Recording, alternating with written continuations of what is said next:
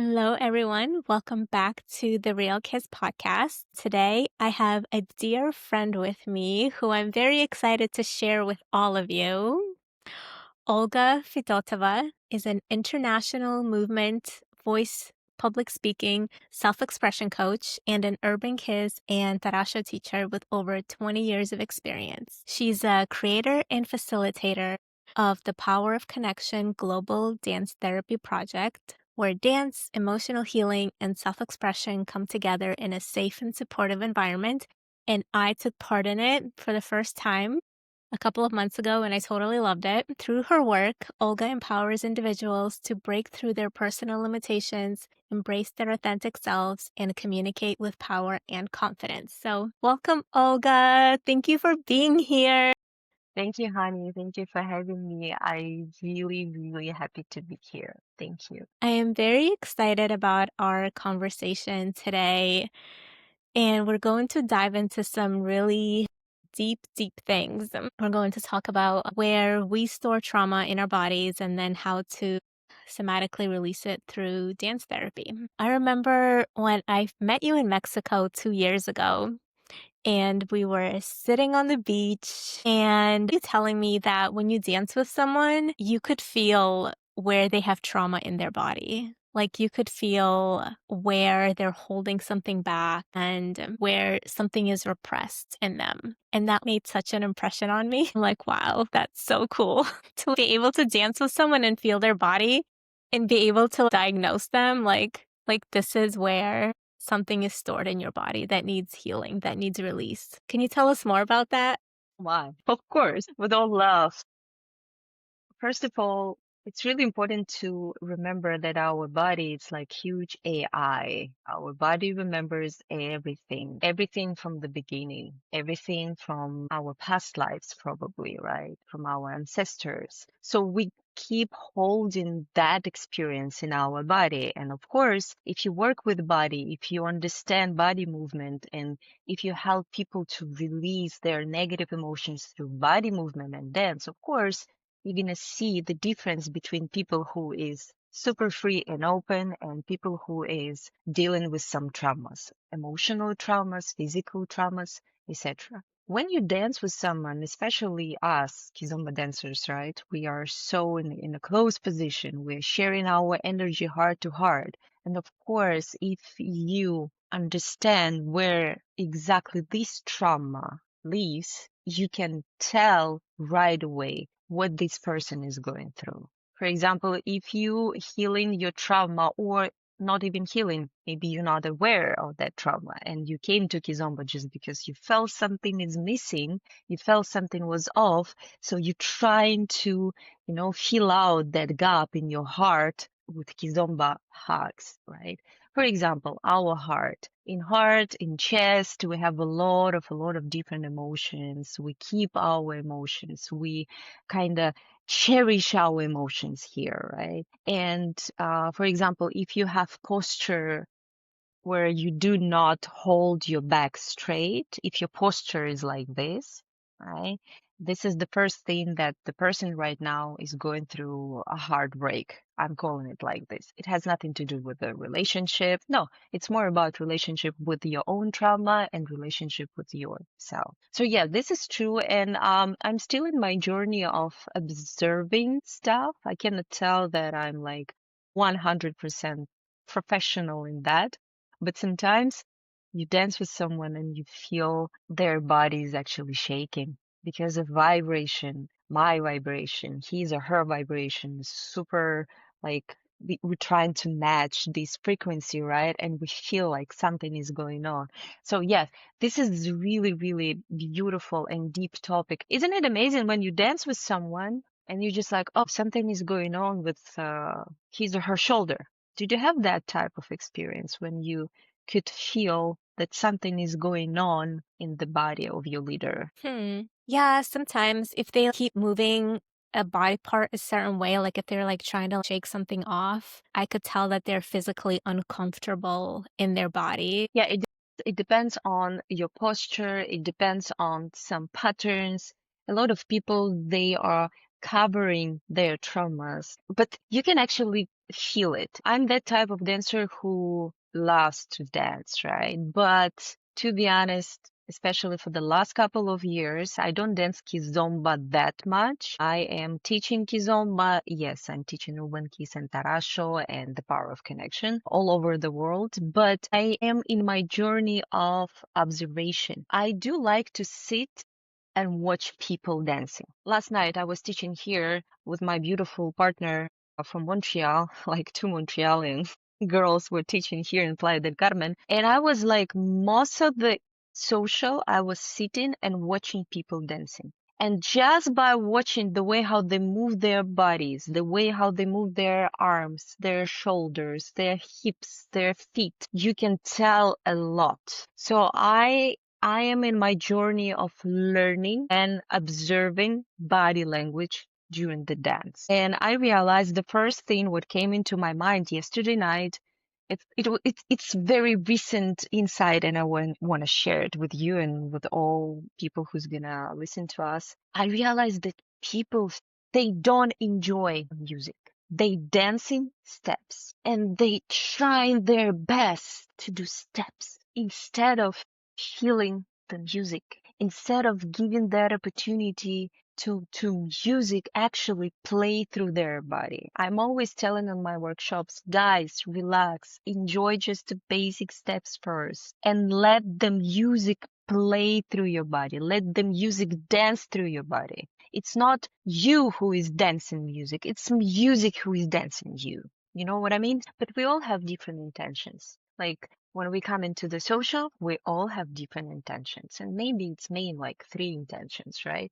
But in my opinion, the most important intention is just like coming and having fun, releasing all of these emotions, releasing all of this stiffness. Just let your body flow and enjoy each other and sharing the energy. This is my perspective and vision of dance. Yeah, absolutely. I hear what you're saying. I wonder what some of the other intentions may be. Well, we all know them. For example, you're a super shy girl and you feel like, oh, okay, I don't have any community. I want to meet new people. I want to meet a guy. I want to meet a man. I want to get married, wherever, right? So where are you going? You're going to social dance, right? The same thing with the guys. When I'm gonna dance, I'm gonna have all of these girls. You know, this is one of the main intention because that's exactly why we call it social dance, because we are in the community. And I think it's very beautiful because people often asking me like, Olga, how do you travel by yourself? And it's been a while. Like, first of all, I'm the best partner for myself for traveling, right? And second of all, I never feel like I am not safe somewhere because the first thing, I'm going to Facebook, I'm checking events, and I'm going to Salsa Bachata Kizomba events in that specific city. I've been traveling and teaching in Europe for the last 2.5 months, and I was just like, I felt so good. I felt like in each city and in each country where I've been, I felt like super nice and comfortable because I was like, okay, I feel safe in my community because I'm coming, meeting new people or meeting my old friends, and just like, hey, I'm kind of home, right? Okay, so this is two intentions. The first intention is healing your heart, healing your traumas, unconsciously probably. The second, to get a girl or a guy. And the third one is having fun. Like, hey, I'm a good dancer, or I'm in my journey to be a good dancer because I've always been dancing, and now I just want to, learn some technique. And now I want just, I get divorced. I want to have fun. Like, this is, in my opinion, this is three main intentions. How you developed your power of connection dance therapy workshop. How did you come up with it? Tell us more. Oh my God, it's such a beautiful story, an unbelievable story, to be honest. 4 years ago, there was my first Kizomba weekender in Halifax in Canada, and I've been teaching like different workshops. And at the end, there was workshop about connection in Kizomba. To be honest, I had no idea what I'm gonna do in that workshop. Seriously. I came to the workshop and I said, okay, guys, Now we're gonna understand what does mean to be connected in Kizomba, because I've always been good in the connection. I'm not a huge stepper. I'm a connection person, and everyone who knows me, they knows me. You know, they know that I'm about connection. So, long story short, we started just improvising, and all of a sudden, the whole 3 hours of workshop came into me like this. I don't know what was that. I was connected with the God source. I don't know. But the whole workshop was channeling into me, and I was just sharing. So now I'm reflecting on it, and I was like, what was that? I cannot tell everything what I did that time. First of all, I'm a voice and public speaking coach. I can give you thousand tools about voice projecting and being on stage and be like amazing, beautiful speaker. But if your body is stiff, if you do not feel confidence in your own body, all of these tools is just like nothing. So I've been working with body for the last 15 years, and I helped a lot of people from all over the world go on stage, perform, be amazing speakers. So part of that, the Power of Connection workshop, I even didn't have the name for that workshop 4 years ago. That was exactly based on my voice and public speaking coaching experience, right? So there was like perfect mix between public speaking and dancing. And all of a sudden I was just like, oh my goodness, I want to connect to my passions, my two main passions. It's voice, public speaking, and dance. Because at the end of the day, all my students on my public speaking workshops, they are dancing because we have to release all of this tension from our body for being able to open our voice and project our voice. And I was like, oh my God, all of a sudden, the power of connection came up to me 4 years ago in Halifax in Canada on that beautiful, beautiful weekender what I had with guys. And since then, I started thinking and developing and adding some stuff. And I realized that every time when I'm doing that workshop, it's sold out because all of a sudden Kizomba dancers, they realize that they want to have that connection. They want to feel safe. They want to share energy and love. They want to give and receive. And it has nothing to do with steps and techniques and lifts and all of this crazy, crazy fusion. It's more about pure soul human connection during the dance. And yes, I was teaching the power of connection in the communities and Kizomba communities. And after that, people from the side who is not dancers, they were just like, may I join you? It's like, actually, yes. Yes, why not? Because at the end of the day, it's not about technique. Again, the power of connection, it's not about technique. You've been on my workshop. You didn't hear, like, I don't put any Kizomba song because it's not about Kizomba. It's more about connection with yourself and with your partner, right? And it's more about what can I do right now for maintaining that beautiful connection with myself first, and after then I will be able to connect with the person, right? So I started to invite, and people started to come, and I started to invite people who is out of Kizomba scene. And now I'm doing the power of connection for everyone. I Love it. even do not put the label for dancers or for not dancers. No, it's for everyone. Yes, I started as a Kizomba teacher on the Kizomba field, but I continued with a different audience, right? And it's freaking beautiful. One of my last, isn't it beautiful? Like that energy, yes, that energy, what we're sharing during the power of connection, it's beyond. That's why everyone is crying on my workshops because they releasing a lot of shit. I'm so sorry, but that's true. They release in a lot of negative emotions that were stuck in their AI bodies like for the whole their lives, right? And all of a sudden, just by shaking, just by moving, just by breathing, just by opening their voices, they release that. And they just like, oh my God, this is my body. Instead of doing these steps in the boxes, people started moving like more freely, more openly. They started to feel the freedom of their bodies. This is the most beautiful thing of the Power of Connection workshop. And I'm so grateful that I didn't give up. I was just like, what else I can do for people? What else, how I can help them to connect with themselves. Yeah. I really love how such a big part of the workshop is that connection to ourselves and our bodies, especially our bodies. I really loved it when you had us sit in front of the mirror and sorry, I'm just going to give away a tiny little spoiler to the workshop.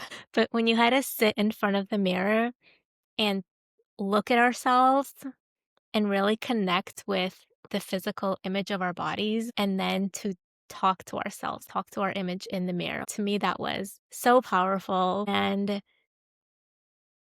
I think a lot of dancers, they see their bodies as just functioning parts. True. Like, yes, I need my arms to do this, I need my legs and feet to do this. And we criticize our body parts for maybe not being aesthetically perfect or to not look the way that we want them to look, to not move maybe the way that we want them to move. And as dancers, we are so hard on our bodies and really feel at home in your body and to be grateful for it and to love it and accept it unconditionally is such a freeing gift that I think everyone needs that. Everyone can only benefit from that.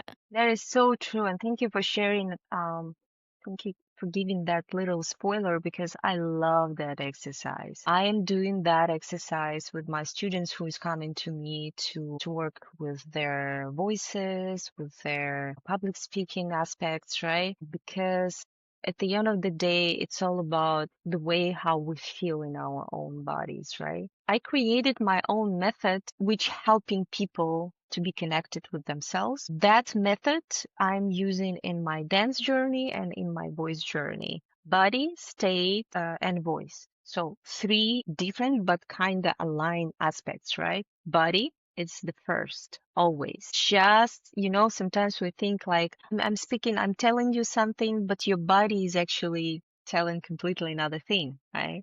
Because body language is the most powerful tool in our communication and in our life. So sometimes people go on stage, for example, and they using their strong voices and they giving such a nice right information to the audience, but their body is just like this, right? And of course, people not gonna believe any word because they're gonna see your body language.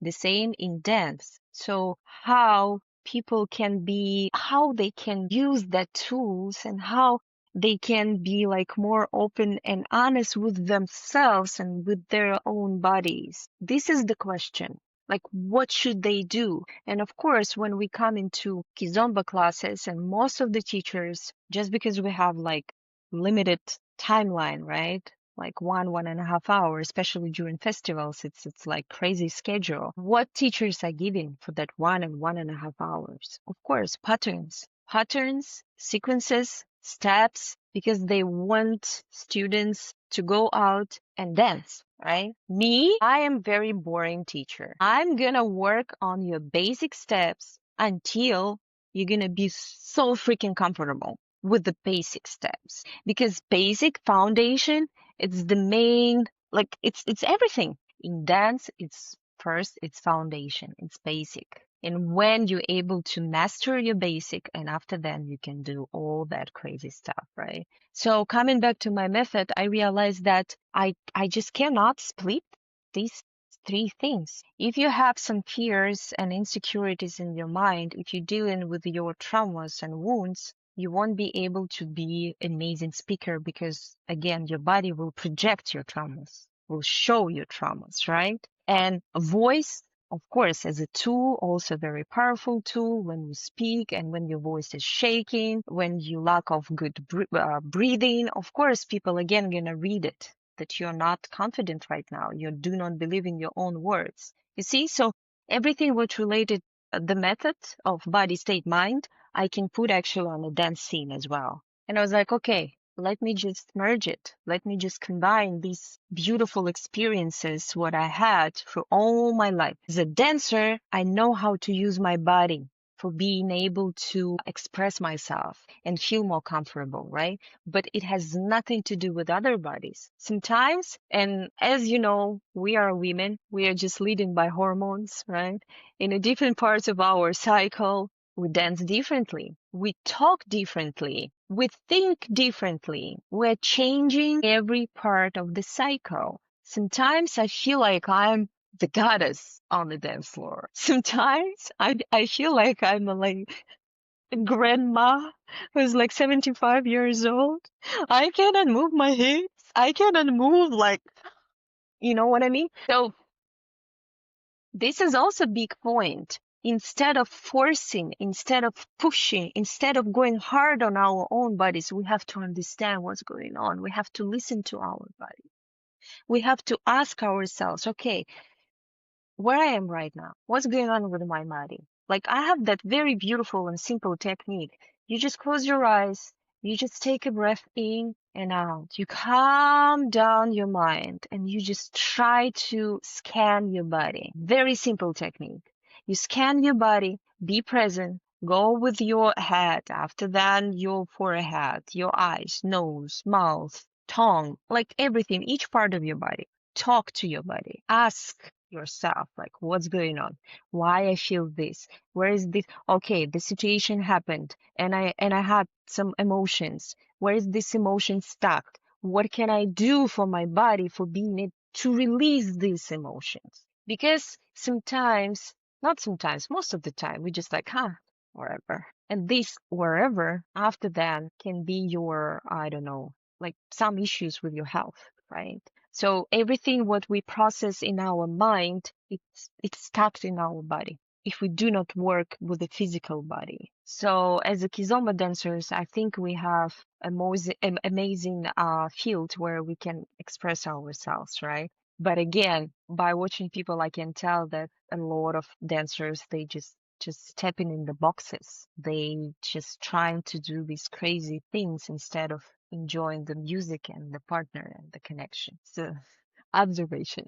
I do know steppers who are not comfortable with a connected dance, such as Terehinha and Dessert, because they either make it sexual or they think it's just about like standing and hugging and like not moving. And they're having a really hard time finding that balance where you're connected to the music and you're connected to your partner's body and you're able to move, with your partner's body to the music without making it sexual and just to really feel each other's heartbeats and each other's breath. I think that makes a lot of people uncomfortable. Oh, yeah. Oh, yeah. Of, of course. Not just people who is coming to my workshops, like who is not dancers, right? Even dancers. Because just imagine how we are disconnected with our heart. That's why I put heart on my logo. We disconnected with the heart. And through the power of connection, we're learning how to connect with ourselves, how to connect with that heartbeat and share that heartbeat with the person without side thoughts, right? So yes, I agree with you. A lot of people feel so uncomfortable and embrace. And you can recognize right away that I call them huggable people, huggable. They just like give me a hug, and right away, the way how person is hugging you, you can tell a lot. Some people are hugging each other just shoulder to shoulder. They close. They do not share that energy with anyone else. Some people are hugging like this, like come here, I'm gonna give you a hug, a real one, right? And you just like, okay, I feel so good. Some people hugging like this, so not heart to heart, just shoulders to shoulders, you know? And again, it depends on, we cannot say like, okay, I'm a huggable person. I'm all about connection, right? But it doesn't mean that I'm gonna hug and connect with everyone the same way. It's impossible. It's like you are having connection with someone on the dance floor and it's amazing connection. And the next time you're craving to have the same connection with the same person. And you're so excited because your mind already remembered that experience, right? And after that, you dance again with the same person. There is no connection.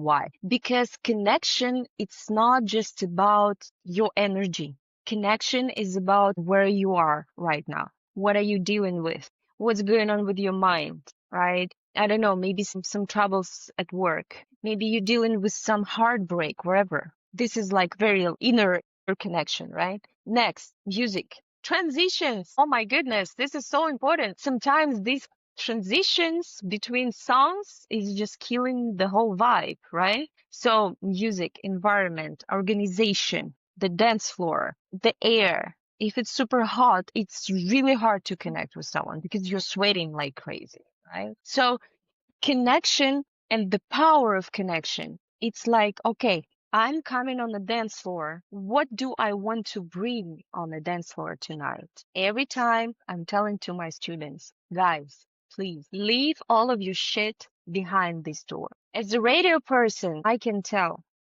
I used to work on the radio morning shows, right? And my program director, he gave me such amazing advice when I was 17. I came to the radio station when I was 17. He said, honey, all of this audience, all of these listeners, they don't give up about what you're going through. When you come into the studio, when you talk into the mic, you should share the most beautiful emotions with your people because you are a radio DJ. You are sharing that love and joy with people. Since then, I'm like, okay, I'm a professional. When I'm coming on the dance floor, I'm not bringing that shitty behavior. I'm not bringing my troubles, my insecurities, my whatever. I'm leaving all of this behind this door. That's it. In this case, you're already doing half work. 50% work of being able to connect with yourself and with the partner is already done. And the next steps, of course, like no expectations. Like, no, you cannot come on the dance floor and just like, okay, tonight I'm going to have the most amazing dancers. I want to dance with this one, with this. And after then, just like ended up sitting and just like no one is inviting to me. Like, what's going on, right? So no expectations, please. No expectations. Just try to share gratitude and love with every person with whom you're dancing. This is the key. And after then, of course, you can, give a hug to someone and you just like, actually, it feels good. Or sometimes you just like sharing energy and you feel that this person is actually shaking or going through something or I don't know, like you can feel that. I'm very empathic, so I'm like, I can feel the energy of people, right? And I've been working with people all my life. So sometimes me as a follower, right, I can stop a leader and give him a hug and breathe with him. Everything changing, everything like after this hug, everything is just like, and I can feel that energy shifted. That's it. So we are able to help each other during the dance. It has nothing to do with the leader and follower roles. Sometimes girls, they just like, okay, he's a leader. I'm going to do everything what he's telling me because I'm a good follower. I want to be a good follower. And she feels so uncomfortable. She feels like, I don't know, uncomfortable. Even with Tarashinya, right? Like Tarashinya is very, very close position. I've been dancing a lot of Tarashinya in Lisbon. Recently, I was like, okay, there is no urban kiss. I start dancing Tarashinha all the time. And most of the dancers, they do not move. They just like, that's it, right? So, and I felt uncomfortable a couple of times. I felt uncomfortable with the guys because of this thin line, what we were talking about. Like I could feel that sexual energy, right? And instead of playing a victim and instead of being like, I'm gonna follow no matter what. I was just communicating my thoughts. I was like, listen, I really like your style, but this is not my style. And this music doesn't match this style. Let's just do a couple of steps. Most of the guys, they were just like, yes, of course. Can you lead me? They were super open. That's awesome. Let's address some questions that we were asked about this topic. So one of the question is, how does our attachment style manifest in our connection during dance? I think this is a really good question. Really good question. Oh, yeah.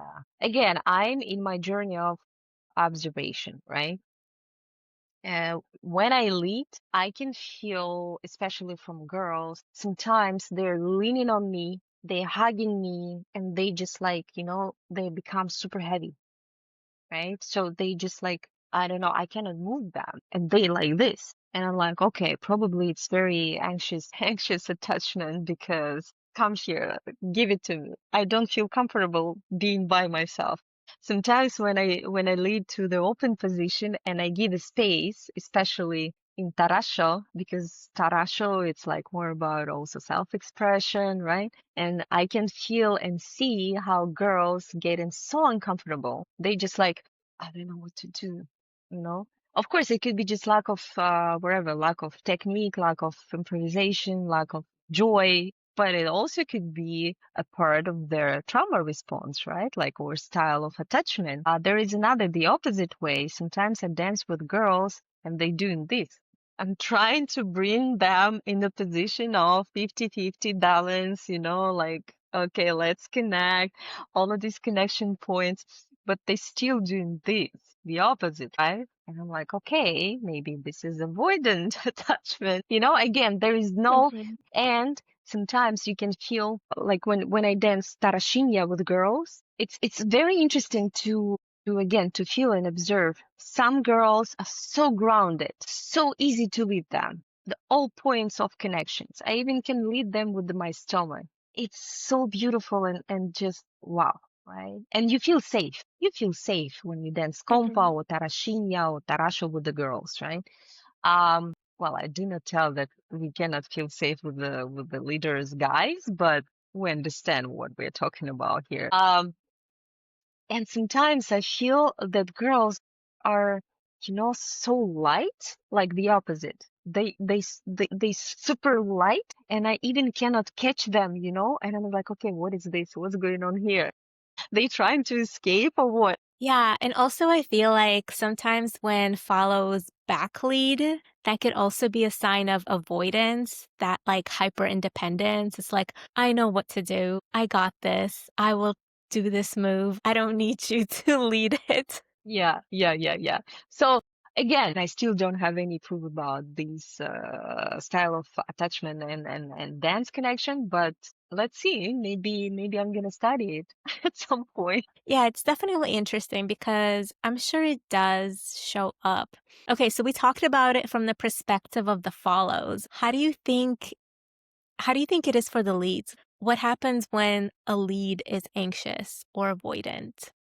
Okay, so that's also interesting. When I dance as a follower with leaders, man, I can see like for example, a man who is like more into probably anxious attachment. They do not let you do the thing, especially in tarasho, right? Like again, tarasho, it has nothing to do with 100% of leadings. Equal conversation. It's all about self-expression, but in the conversation. It's not like I'm talking my stuff, you talking your own stuff, and we do not listen to each other. No. Tarasho, it's equal conversation, right?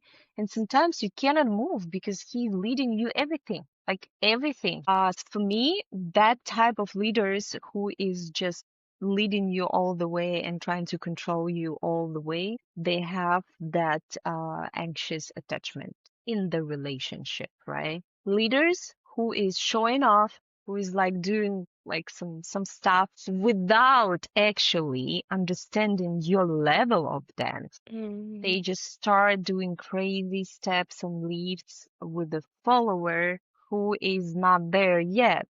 Like the first thing what leader has to do is to understand the level of them, of the follower, right? So I Mhm. think that type of leaders, they're facing or like they are having that avoidant attachment. They just like, I don't care what she's like me. I'm a king here. I'm going to do whatever I want. And if she's not following me, it's something wrong with her. It's not about me. And you feel that energy too. You agree? Like sometimes you dance with the leader and you just like, okay, whatever. Let's just finish after the next song, right? So yeah, I think this is like these patterns. Maybe our listeners also can send something like in their experience and share their experience. How do they feel that attachment and dance style? It's very interesting. Yeah, I've also mentioned in previous podcasts that The lack of eye contact and looking at your follow and checking in with your follow can be a huge sign of Avoidance. avoidance and avoidant attachment because I've been seeing amazing dance videos recently, dancers who are very high level and they're doing a lot of very advanced and complicated moves, but the lead is either looking straight or he's looking like down. It's that 45-degree angle where he's looking at your body. So he sees what your body is doing and he sees what your feet are doing, but he's not looking up at your face. He's not checking in with your facial expression. He's not making eye contact with you. And you can see the follow will glance over at the lead to look at him and check in with him. And he's not returning that connection. So it looks like there's a dance connection because she's following him. But to me, they don't look connected because they're not connecting with their eyes. They're not exchanging that smile like that, hey, we're dancing together. I see who I'm dancing with. It just looks like I'm dancing with this body and this body is doing everything I want. Well, we are laughing now, but this is true, and this is very sad true. Yes, yes, unfortunately, we live in our boxes, we think in our boxes, and we bring in that lifestyle into the dance. But dance is a therapy. Yeah, people do say that it's therapy and they're treating it as therapy, but I'm starting to question what exactly they're getting out of it. Are they getting self-validation out of it? And to them, that's therapy. It's like, oh, I need to feel good about myself. Let me go do something that I'm really good at, and that will be my therapy. Or let me connect with another human being and feel that connection. And then to me, that will make me feel alive and in my body and connected to another soul.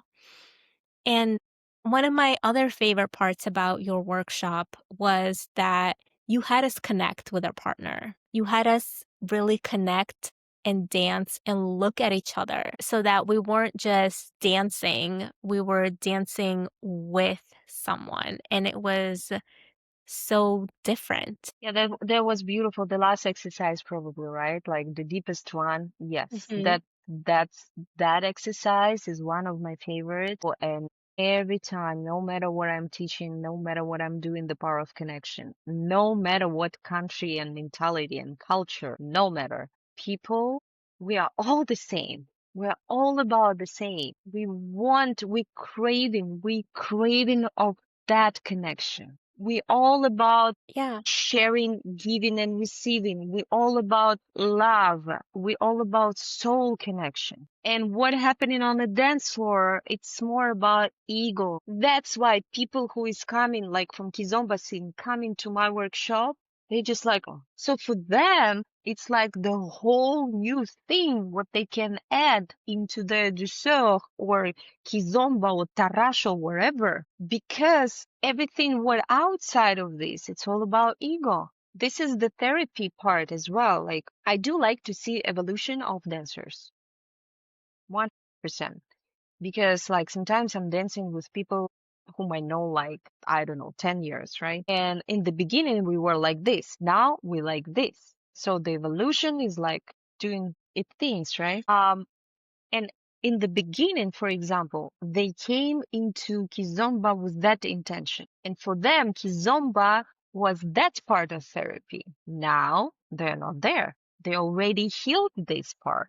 And they looking around, they watching people dancing, they dancing and they just like, okay, let me just do instead of 10 festivals per year, let me just do two. The small ones in my favorite cities with my favorite organizers. And this is me. And this is a lot of my friends too, who went that stages of self-therapy, went through that stages of ego-related connections. And I've been there. I came to Kizomba with only one purpose, to heal my broken heart. I got divorced and I just needed some hugs. I needed some love. And I thought that all of these hugs gonna give me some love and protection and I'm gonna feel secure and everything. Well, kind of, but I was just lying to myself and it's fine because that was my therapy that time. And I adjusted, right?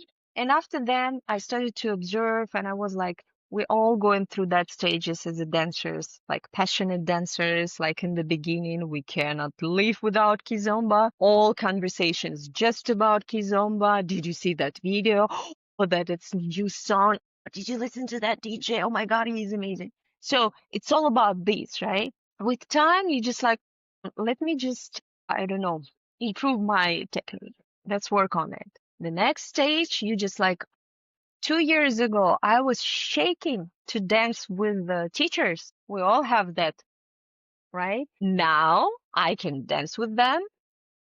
Evolution as a dancer. The next stage, you just like, ah, I feel all of this energy on the dance floor. I see and feel all of these insecurities, all of these ego related dances. I'm like, what I'm doing here? And again, I'm not talking just about my experience. I also have beautiful friends who is going through the same evolution and everything, right? And I was just like, okay, but what? And I started to choosing wisely, choosing festivals, weekenders, organizer, doing my own things, you know? I think it's all about like how you develop your dance and what you feel. And at some point, you're going to reach that level where you're going to be like, okay, I'm not satisfied anymore of socials. I'm not satisfied anymore of part of, I don't know, Kizomba festivals, right? What do I choose and what do I want? But I still love to dance. I still enjoying dancing around the world and going on socials, but I'm like more reserved right now because this is my journey, right? This is my path, I would say. Yeah, absolutely. Makes me think of another question Hmm.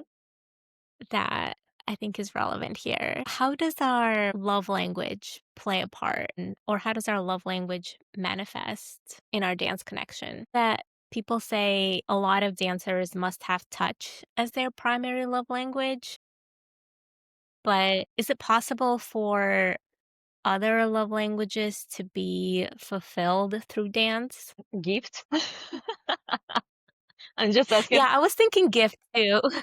Yeah, when you think of a dance as a gift, and I do think of every dance as a gift because you are sharing yourself, you're sharing your energy, sharing your time with the person. So it's like you're giving the gift of yourself. So yeah, I think gift is definitely can be one. What about acts of service? Now I'm just trying to put all of these love languages to the dance, and I'm like, okay, physical touch, it's very obvious, right? Yes, very obvious. Quality time, especially when you have connection, it's obvious. Words of Hmm. affirmations, well, yeah, it's also after the words, after if the leader or the follower is sharing with you some feedback, of course, it's like words of affirmation, right? I think when the lead really takes care of the follow, just Yes, making sure that the follow is safe, especially in a crowded dance floor, and the lead is just yes. obviously taking care of the follow, then yes, that can definitely be an act of service to the follow to keep them safe from Protection, yes. harm, keep them, yes, protection, absolutely. Yeah, I think that totally counts as an act of service. More about words of affirmation. I think most dancers really do like to hear at the end of the dance, oh, thank you. That was so amazing. And when I hug someone, thank you after the dance, I do like to tell them what I enjoyed specifically about the dance. Like, thank you. Wow, that was so musical. Or thank you. That felt so good. Or just a very specific compliment about the dance. But words of affirmation is one of my love languages.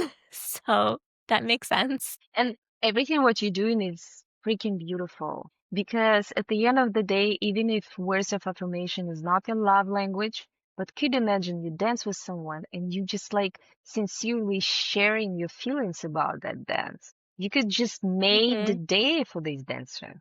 Maybe, and I was talking a lot with my friends, my male friends, my female friends from the dance scene, right? And I heard a lot of stories from the lead perspective and from the follower perspective.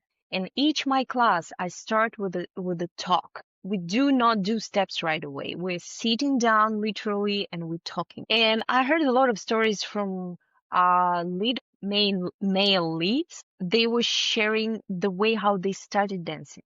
the way how they were like insecure in their own body. If they had some rejection from the follower, they were just like, okay, I'm done. I'm not, you know what I mean? So they also went through their experience and therapy, right? And could you imagine you dance with a beginner and he's really good, for example, with the embrace. He gives you that protection, right? And you sharing your experience with that dance, right? Could you imagine his state of mind in that situation? He's gonna be like, whoa, and I was doubting in myself, and that girl, she was in heaven with me. Oh my goodness. You know what I mean? So it's like this. We never know. So that's why I'm always telling my students, guys, give each other a feedback, not a feedback, a compliment, because feedback is another thing. Compliment. Like, what was the most beautiful part? What did you experience? Sometimes I'm like, when I have a beautiful connection with someone, I'm just like, I'm very verbal. I'm not gonna hide anything. I'm a Russian girl. You're gonna see everything on my face first, and second, I'm gonna tell you. If it was bad dance and I didn't feel secure with you, I'm gonna tell you in a nice way, of course. If it was like beautiful, magical connection, I'm gonna tell you too. And this is like, it has nothing to do with your, again, like, please share and don't expect anything back. Because I know some dancers, they're sharing just because they want to hear, oh, okay, it was magical for me. I was dancing with you. It was super magical. Thank you so much. And they expecting that you're going to share with them too, like your own vision. Don't expect, no, just sharing. It's like giving and receiving. Don't expect that you're going to receive the energy back. Just give. And the more you give, the more you receive. This is the rule. So yeah, well, you see, Yeah, girl, we actually put, first of all, the style of attachment into the dance, trauma into the dance, and now love languages into the dance. Of course, it's a therapy. No, no, no. Let's talk. absolutely. Let's talk about gifts. Let's talk about gifts more. Like, could you imagine you're dancing with an amazing leader, and he's just like, and this is my small gift to you, and he's giving you Tiffany's earrings, the blue box. I think I would accept like candy or mints. That would be a nice gift after a dance. Like, hey, here's a little mini pack of gummy bears or Skittles or something that hasn't melted in your pocket during the dance. Oh, it's so cute. I It's will so I will cute. totally accept that. It's like, yes, here's a little snack. Here's a little sugar for you. That would be nice. But one more thing about words of affirmation. I think everyone wants to feel seen in the dance, which is another reason why I think eye contact and checking in visually with the person is so important because it lets the follow know, I see you. It lets the lead know, hey, I'm looking at you like I see you. Not just, your body and your moves, but like I see you as a person. Like I know who I'm dancing with as a person. And when we say thank you after the dance and we give that hug and it's little aftercare, and then you give like that compliment, it lets you know, like, hey, like, I really appreciate you. Like, I appreciate the time you just spent with me, the time that we spent together, and I see you.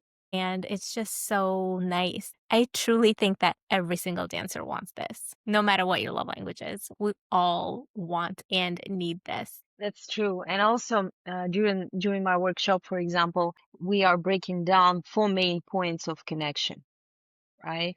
Uh, four main keys, not points, keys. Like, we're talking about energy exchange. We're talking about the moment, sharing the moment, being the present, because at the end of the day, connection is all about living the moment, see each other, exactly, see each other, feel each other, right?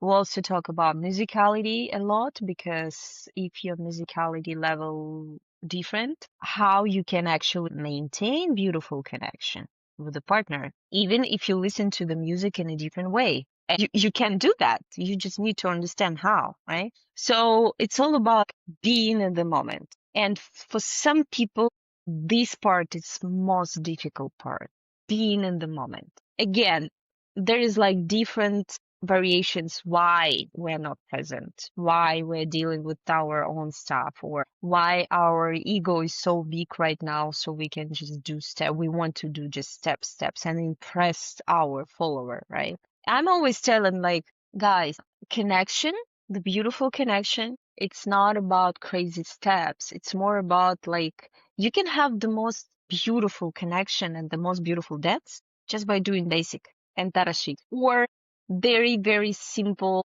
nice, smooth, slow variations of wherever steps and patterns and leaps.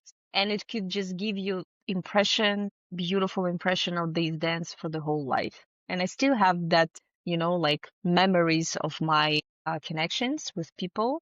Yeah, so this is it. It's like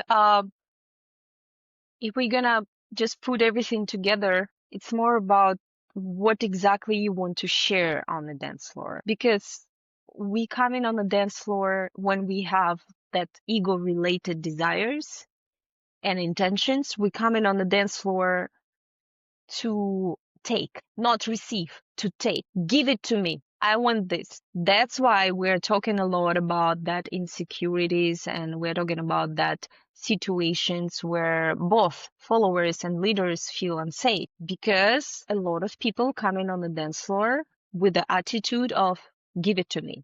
I'm going to take it now. So try to switch that. Try to think about what you can give and how you can give that.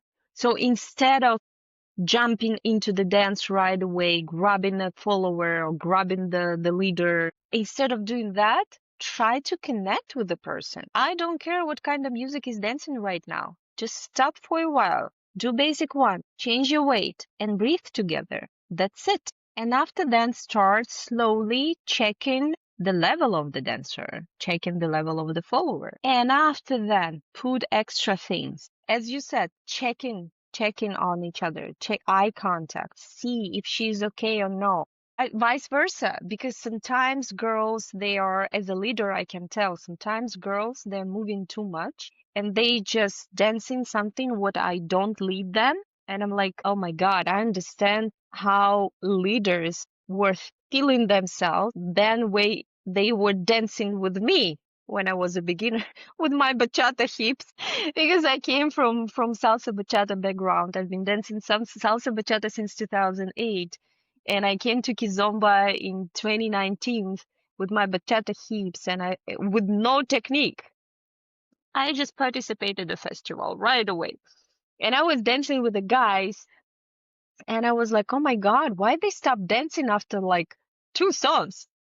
Now I understand why. Fun here. So it's all about balance, right? It's all about balance. Because some leaders, as I said, they do not give you space because they don't have connection with themselves, right? And they don't trust the process. And some followers actually they try to lead you while you are leading them. We have different variations of scenarios on the dance floor. And each dance for me, it's like a relationship. And I can tell, again, talking about that evolution with the first of all with your own well-being, right? And second of all, I can tell, for example, like 5 years ago I've been dancing that way, now I'm dancing that way, and I know like in 5 years after I'm gonna be completely at another level wherever, right? So it's like if you're gonna step back and you're gonna see yourself and you're just like, oh, what was actually the main intention why you came to the dance floor? And I had a lot of self-expression. Oh my God, girl, I was just like all over the place. I also was that follower who was doing her crazy stuff because the music is nice. Yeah, no, me too, me too. I mean, sometimes I still catch myself doing that. I just want to dance, or you don't like how the lead is leading you. We're totally interpreting the music so differently right now. And I'm like, just let me move. I get it. Yeah, it's hard. Yeah, but now just it was my first time teaching in Europe and dancing in Europe actually. And I was enjoying that. Like I was enjoying because I was just like, okay, I'm bringing and I'm sharing the power of connection in the different countries all over the world. And sometimes my little girl, she still wants to have that validation, right? She still wants to have that, oh, look at this girl, she's good. Like these things. And when you truly connect with yourself, and when you truly know your value and what exactly you're bringing on the dance floor, everything is changing. I know what I'm bringing into the community, and I'm gonna keep doing that. And it has nothing to do just with Kizomba community. I'm talking about all dance communities, and I'm talking about all people who just want to be connected with themselves, right? I know my value and I know my worth. And there is no doubts anymore. No doubts. That's exactly why I keep doing that. Because I see how people changing their dance style, their intention, their feelings after 3 hours of workshop. How can I stop doing that? It's impossible. The universe gonna bring me back, and I already know that, right? So when you know your value and when you know what you want to share, remember I said think about what you can share instead of thinking about what you can take. Yes. Of course, you're gonna have the most beautiful experience with people on the dance floor because there is no doubt. I love dancing with everyone and I want to share that love with everyone. And it has nothing to do with the sexual connection. And of course, it's another topic for conversation. We all have that animal instincts because we're sharing energy in a very intimate, close position and space, right? And depending on environment, music and people and smells and everything, we can cross the line. And as an adult, we responsible for that. You've been there, right? So it's more about what do I want? Do I want to cross this line or no? And you can control that. That's why the power of connection is about soul connection. It's about connection within yourself and sharing love with the partner. Very sincere, very sweet. And sometimes it's magical actually. My students, they reach me out, I don't know, after maybe 3 weeks or after 3 months, wherever. They reach me out and it's like, Olga, I was crying when I was dancing with a guy. After your workshop, I realized how I can share love and I was so vulnerable and he felt the energy and and I hear that stories all the time. Me, I'm the same. I was dancing in Poland and I was teaching there and I ended up on the second night, I ended up crying during the dance with the guy. Like, just think about it. And it has nothing to do with the sexual connection, where a lot of people grinning on the dance floor. When you cry with someone, I don't know, maybe guys, you had that type of experience. It's the high level of uh, safety, secure, vulnerability, trust. Like, Yeah. could you imagine how many things you just develop within yourself just by dancing with someone? Dance is a therapy. Action, it's magical, beautiful process. And if you maintain that connection with someone, oh my God, that's it. And he felt that energy. Yeah. That experience was magical because he felt that energy and he gave me even like, like that big, huge embrace. And we were just standing like this for a song, for a whole song. And I was just crying. So yeah, I know the power of connection is the power of connection. That is beautiful. Can you tell our listeners how they can get in touch with you, how they can work with you, when and where is the next time you're doing the power of connection? And yeah, just how can they benefit from this? Thank you, honey. So, guys, you can find me on Instagram. Please follow me. I will follow you back. My motto, my name of my Instagram and profile, I dance my life. This is true. I dance my life. Talking about next editions of The Power of Connection. So right now, the Power of Connection retreat, I really hope that I can make it here in Mexico next year. Fingers crossed, April 2026. Please come to Riviera Maya, beautiful, beautiful Mayan energy here, amazing Caribbean. It's just the place where the power of connection should be. Of course, I'm gonna do the power of connection as a regular workshops here in Mexico as well. And I'm coming back to Canada in May. Again, fingers crossed, I'm gonna do something there. So I'm all over the world. I can travel a lot. I can come to your town, to your city, to your country, to share the magic of the power of connection. And I really, really hope that I will be able to do like the power of connection, at least for 150 people, because I'm so curious right now to experience that level of energy. I'm so curious to experience that type of connection when the big crowd is connecting and we are all doing the same thing. It's freaking amazing. We can shake that earth and bring in something really magical and beautiful into life all together. I do believe in the power of connection like this. And now I'm actually manifesting and trying to attract likewise people who sharing the same values and who can be part of my team, with whom we can collaborate, with whom we can create something together. So I'm just putting that into universe, and I know everything is going to be in the most beautiful way always. Yes. Yes. Thank you so much for everything that you're doing, all the people you are helping and inspiring, and all the ways that you are contributing not only to the dance community, but to humanity, literally worldwide. So Thank you so much. thank you so much. And Thank you, hon. thank you for joining us today. And everyone, leave your comments, questions. I think we are going to need to do a part two at some point to address all the other questions that we got. So leave a comment, follow Olga, and make sure you attend her next Power of Connection retreat or workshop. Bye, everyone.